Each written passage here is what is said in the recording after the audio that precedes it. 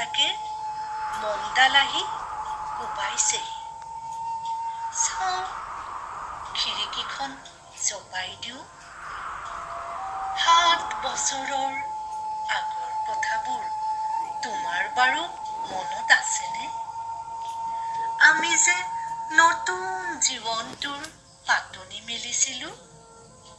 মোৰ গাত সেই অচিনাকি নিচা বাৰুকৈয়ে লাগিছিল। সিদিনা আছিল ৰাতিৰ কুঁৱলীসনা এটা কোমল পুৱা। পদূলিত তলসৰা শেৱালিবোৰ উপচি আছিল।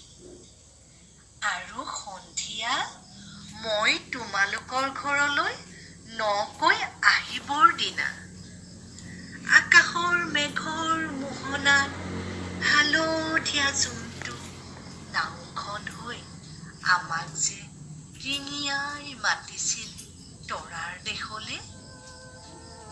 মই লোৱা কঁকালৰ ৰঙা ৰিহাখনলৈ তুমি বাৰু তেনেকে কিয় একেথৰে চাইছিলা? মোৰ কেনে লাগিছিল জানা?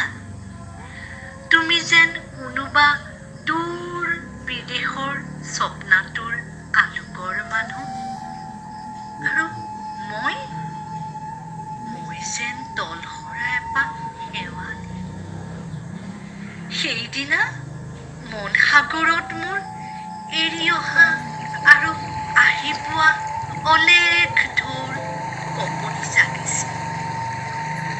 তোমাৰ জানো এইবোৰ কথা মনত নাই?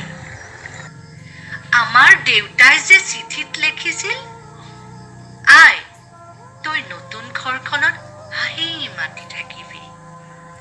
এইবোৰ 7 বছৰৰ আগৰ কথা।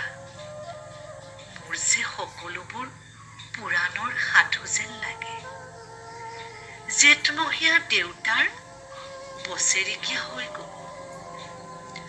তোমাৰ বাবুল এতিয়া বৰটো হৈছে। তাৰ ওপৰ পাৰিত এধান ইমান ডালিম গুটি যেন দাঁত অকণি গজিছে। সি মোক একেবাৰে এৰিকে নিদিয়ে। কেতিয়াবা মোৰ যে ইমান খং উঠে। তুমি নাই নহয় সেইকাৰণে। সি বাৰু মোৰ বগা সাজযোৰলৈ এনেদৰে তধা লাগি চাই থাকে কিয়? তাৰ উপচাৰে পৰা এইযোৰ কাপোৰ চিনাকি সেইকাৰণে নহয়। বাবুল এতিয়া বৰটো হৈছে বুজিছা। আৰু ডাঙৰ হলে স্কুলত তাক নাম লগাই দিম। স্কুলত থকা সেই সময়খিনি মোৰ যে বুকুখন তেনেই উদং হৈ পৰিব ভাই। আৰু কি দেখিম? বিশেষ একো নাই। মোৰে শপত, তুমি যিদিনা উলটি আহিবা মোক আগতীয়াকে জনাবা দেই। মই ভোক দয়েদি ভটিয়াই গৈ বুঢ়ালুইতৰ বুকুৰ পৰা তোমাক ৰিঙিয়াই মাতিম।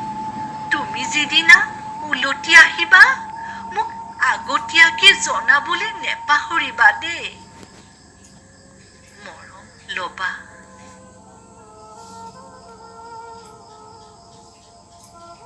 মৰম ল'বা। ইতি তোমাৰ মমতা। পুনম। এইবাৰ বুজিছা, মাঘৰ বিহুৰ মেজিৰ জুইকুৰা বৰ ৰঙাকৈ জ্বলিছিল। আমাৰ আইতাৰ কলি ছাগলীজনীৰ 2টা পোৱালি জগিছে। এটা সুত বগা আৰু আনটো